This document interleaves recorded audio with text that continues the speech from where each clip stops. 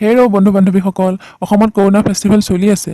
সেইবাবে ঘৰতে বহি থাকি মোৰ ভিডিঅ'টো চাই মনোৰঞ্জন লৈ থাকক। পুলিচৰ টীকাকৰণ যদি ল'ব নিবিচাৰে, ঘৰৰ ভিতৰতে সোমাই থাকক। ব'লক এতিয়া আমি কৰোনা ফেষ্টিভেলৰ বিষয়ে জানো আহক। আৰু মোৰ ভিডিঅ'বোৰ চাই যদি ভাল লাগে, প্লিজ ছাবস্ক্ৰাইব কৰি দিব দেই। তেতিয়াহে আপোনালোকে আৰু মোৰ ভিডিঅ'বোৰ চাই থাকিব পাৰিব এইদৰে। কি হ'ল ঐ? তোক বহুত দিন দেখা নাই। তোৰ খবৰ পাতি কি? তোৰ গা চা ঠিকে আছেনে? আৰে বন্ধু, ক'তনো যাম? দিনটো টিভিৰ সন্মুখত বহি থাকোঁতেই যায়। এটা বাতৰিকে 100 বাৰ ৰিপিট কৰে। ফিল্মনো কি চাবি? যিহে য'ত লগা কাহিনীবোৰ দিয়ে। আমাৰ নিচিনা মেট্ৰিফেল ল'ৰাইনো 10 বাৰ চালেও বুজি নাপাব। পিছে তোৰ খবৰ কচোন, তইনো কি কৰি আছিলি ইমান দিন? মোৰো তোৰ দৰে একেই অৱস্থা। মোকো মা দেউতাই ইফাল সিফাল হ'বই নিদিয়ে, ঘৰতে সোমাই ৰাখে। তই ঠিকে কৈছ দে, মোৰ ঘৰত বহি বহি মোৰো মনটো শুকান মাছৰ দৰে শুকাই গৈছে। লকডাউন দিয়াৰ পৰা মোৰ গাৰ্লফ্ৰেণ্ডৰ মুখখন আজিলৈকে চাবই পৰা নাই। উফ, কৰোনাটো যে কেতিয়া যাব? এই শব্দটো মই বহুত দিনৰ পৰা কেতিয়াবা মানুহৰ মুখত আৰু টিভিতো বকি থকা শুনিছোঁ। ঐ, তই কোনটো কথা কৈছ? কৰোনা শব্দটোৰ কথা কৈছনে? অঁ, এই কৰোনা নে মৰোনা তাৰ কথাই কৈছোঁ। এই কৰোনা দলটোৱে এইবাৰ নতুনকৈ ইলেকশ্যন খেলিব নেকি ঐ? পিছে দলটোৰ নাম কিন্তু ভালেই ৰাখিছে, কৰোনা। নামটোৰ পৰা জানিব পাৰি সি নিশ্চয় ইলেকশ্যন জিকাৰ পাছত কিবা নহয় কিবা এটা কৰিবই, নহয় জানো? এইবাৰ পিছে মোৰ ভোটটো কৰোনা দলটোকে দিম বুলি ভাবিছোঁ। ঐ বলদ, তই কি ইলেকশ্যন ফিলেকশ্যনৰ কথা বকি আছ?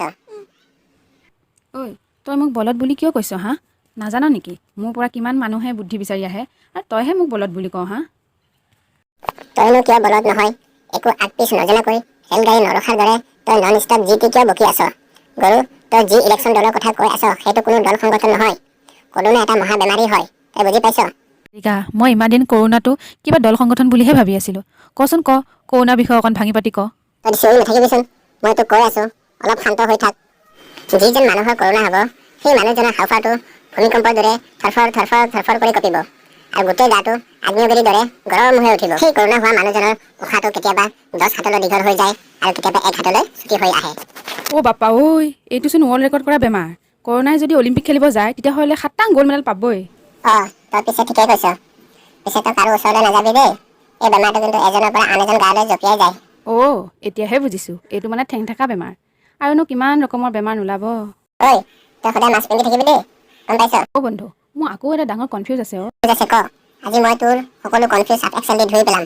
বন্ধু, তই যে মাছ পিন্ধিব লাগিব ক'লি, তই এইটো কথা নকলি যে মাছটো ভাজি ল'ব লাগিব নে কেঁচা মাছ ল'ব লাগিব? ঐ বলদ, তই এটা মস্ত বলদ। সদায় তই গাধ হৈয়ে থাকিবি। মই ভাতৰ লগত খোৱা মাছটোৰ কথা কোৱা নাই। মুখত মাৰা কাপোৰৰ কথা তই নাজান নেকি? মুখত মাৰা কাপোৰখনক ইংৰাজীত মাস্ক বুলি কয়। তই এনেকৈহে ক'ব লাগে। তই আকৌ প্ৰথমতে কৈছে মাছ। ঠিক আছে হ'ব দে, এতিয়া ব'ল আমি অলপ ৰাস্তাটো খোজকাঢ়ি আহোঁ। আৰুনো ঘৰত কিমান সোমাই থাকিম? ঘৰত সোমাই থাকি নিজৰ মনটো আৰু দিনে দিনে সৰু হৈ গৈ আছে।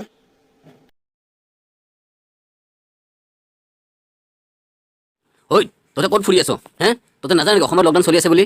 তহঁতে নাজানা কৰোনা নামৰ মহামাৰী বেমাৰ ওলাইছে? ইফালে জল্দি আহ। ছাৰ, অলপ তাজা অক্সিজেন ল'ব আহিছোঁ। ঘৰত বহি বহি হাওঁফাওঁ আৰু টিকাৰ মাংস শুকাই গৈছে। ঐ, তহঁতে তাজা হাৱা খাব আহিছ? এই লাঠি দেখিছ? এনেকুৱা এটা টিকাত চাট দিম নহয়, তাজা হাৱা পুকুৰী সোমাই মুখতে ওলাব। তহঁতে ইয়াৰ পৰা গৈছনে? গৈছনে লাঠিকৈ খোৱাৰ আগত? কৰোনা হ'ব, জল্দি যা।